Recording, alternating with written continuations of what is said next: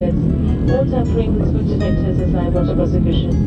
c'est Chrome. Salut, c'est Jady. On espère que vous allez bien. Aujourd'hui, vidéo un peu particulière. Je laisse tomber, on dit ça à chaque fois. Ouais, c'est pas faux. Aujourd'hui, petit top 3 des familles. On va vous présenter le top 3 de nos voyages de pêche. Ceux qu'on a préférés vraiment parmi tous. Alors, des voyages de pêche, on en a pas fait 50. Mais on en a fait assez pour avoir nos petites préférences et surtout pour représenter ce top. Allez, on vous montre ça. Bon, du coup, toi, DJ, c'est quoi ton numéro 3? Sur la troisième marche du podium, je vais mettre notre voyage en Suède. Ouais, ça voilà. c'était vraiment énorme. Ouais, c'était vraiment super bien. Perche, brochet, du cendre. Les perches, c'était juste assez dingue. Ah, perche à volonté. Ouais, c'était du fait à volonté sur les perches, c'était un truc de ouf. Vraiment génial. Ouais. Les brochets, des gros brochets dans le lac, avec la possibilité aussi d'aller en mer Baltique, ouais, là. Ouais. Avec là des plus petits poissons, mais vraiment des quantités impressionnantes. Sur les terminés, tu vois, les quantités de ouf. Ouais. Bon, cette destination a une saveur particulière parce qu'on a vu une annulation de dernière minute. On était parti à 6 pêcheurs, il y a une personne qui n'avait pas pu venir et c'est mon père au dernier instant qui a remplacé cette personne-là. Moi, je pense qu'il a kiffé. Et donc voilà, j'ai passé une semaine avec mon père en Suède. Le pack de la semaine, c'est lui qui le fait. Le plus gros brochet, voilà, lui revient. Petite anecdote, le dernier jour sur le bateau, j'étais avec un pote, c'était pas avec DJ à ce moment-là. Et franchement, on fait une journée de ouf, on touche énormément de gros poissons. Mais juste, on les décroche absolument tous. Et en fin de journée, je touche vraiment un Golgot au spinner. Et le truc, je le décroche dans la foulée. Et là, j'ai ragé de ouf. Là, je vais vous montrer la vidéo. Sans vous fassiez une idée de comment j'étais rendu. Ouais, voilà, j'avais vraiment la haine. Bon, mais voilà pour mon numéro 3. Numéro 3. Du mal, mon numéro 3. Bon, mais voilà pour mon numéro 3. Et toi, Chrome, tu mettrais quelle destination sur la troisième marche du podium? Alors c'est vrai que la Suède c'était vraiment super cool, mais en numéro 3, franchement je mettrais l'Irlande dans le Connemara, chez Jean-Philippe Carnet. Là on avait passé une semaine de dingue encore, à la recherche des gros pikes, on avait fait vraiment que ça.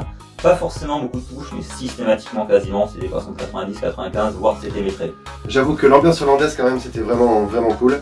Les pubs, la nature, vraiment on était dans le Connemara au milieu de nulle part. Très peu d'habitants, plus de moutons que d'habitants je pense. Ouais mais complet. Et puis bon, un guide un peu particulier, je dirais même un coach. Ah mais c'était un coach sportif le mec. Ouais. JP ne lâche rien, toujours là pour remotiver un pêcheur démotivé, voilà. Donc franchement si t'as faim, tu veux manger ta banane, le mec il te pèle ta banane, il mange la banane à ta place et toi tu continues à pêcher. Voilà. C'est un malade, c'est un malade. Psychopathe le mec, mais je te dis que ton brochet tu vas le faire. Voilà. Non, un super gars, voilà, on a passé vraiment une semaine de fou chez lui quoi. Ouais, le mec il est en mission, le mec il est vraiment en mission, il est là pour te faire attraper un métré et ton métré normalement tu l'attrapes, y a pas de souci. Ou tu l'attrapes pas. Ouais, si tu t'appelles DJ tu l'attrapes pas, tu décroches, tu casses. Je reviendrai JP. On vous mettra d'ailleurs le lien en description, ouais, franchement si vous devez aller en Irlande chez un guide, faites-le bosser parce que le mec il le mérite de ouf.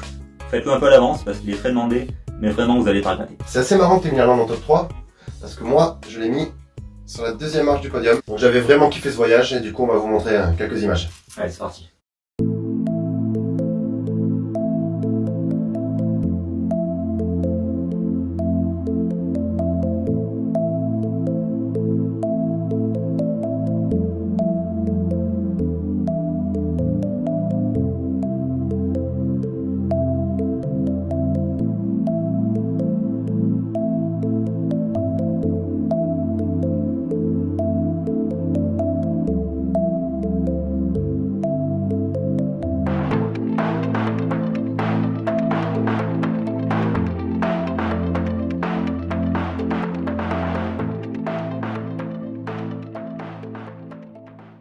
Et voilà pour l'Irlande, et mon top 2 ce sera l'Espagne.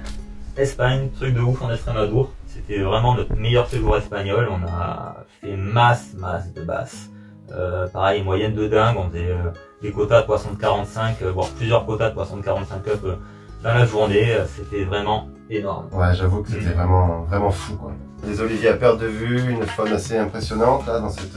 Ouais, les vautours, les cerfs, et en plus c'est une destination déjà qui est blindée de basses, et on peut pêcher le basse, mais vraiment à toutes les techniques. En France, on a tendance à se restreindre pas mal, vu que la pêche peut se montrer un peu dure, alors on va y aller avec des synchros, des trucs comme ça, pêcher avec des trucs mous.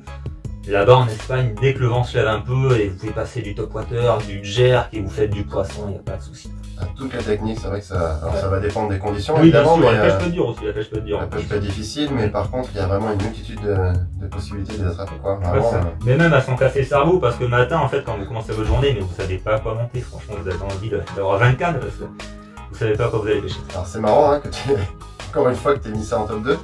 parce que ben, moi l'Extremadure ça va être mon top 1. Voilà, Ouais, sur la première marche du podium. Je suis vraiment fan de basse, donc c'était vraiment pour moi la destination ultime qu'on ait fait jusqu'à présent. On a fait une petite vidéo, un petit montage sur justement cette semaine-là. On va vous le mettre en description. Voilà. Donc n'hésitez pas à aller voir dessus. Vous allez voir la semaine qu'on a passée, c'était assez dingue. Allez, quelques images de l'Espagne.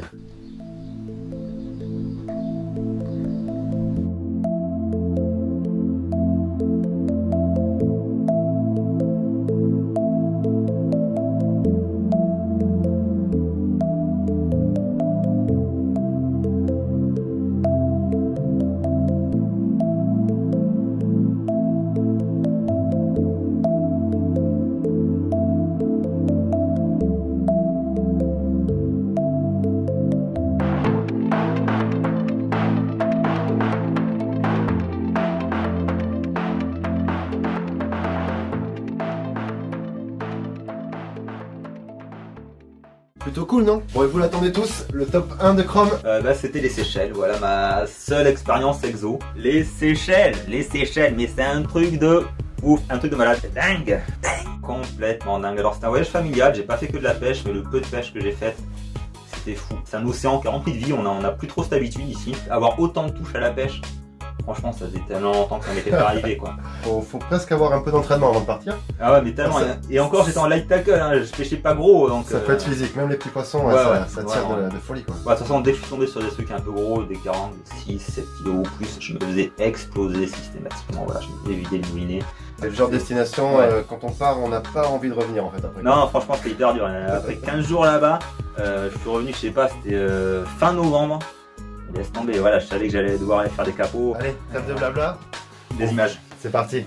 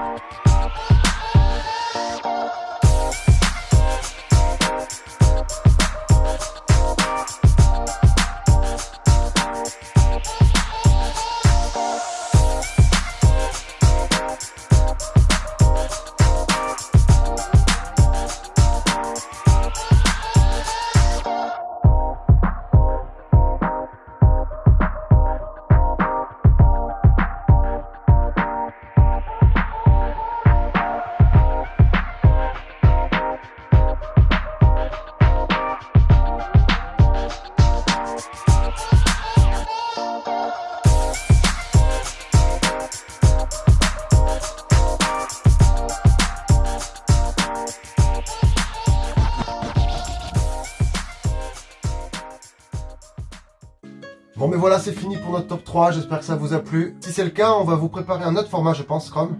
Le bad, le pire voyage qu'on puisse faire, voilà. Ça nous est arrivé, on en a tous les deux un en tête là, clairement.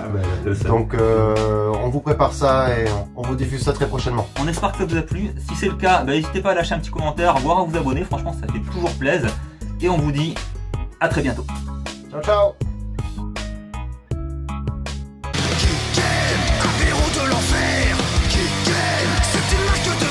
Si c'est le cas, mettez-nous en commentaire, on vous prépare peut-être.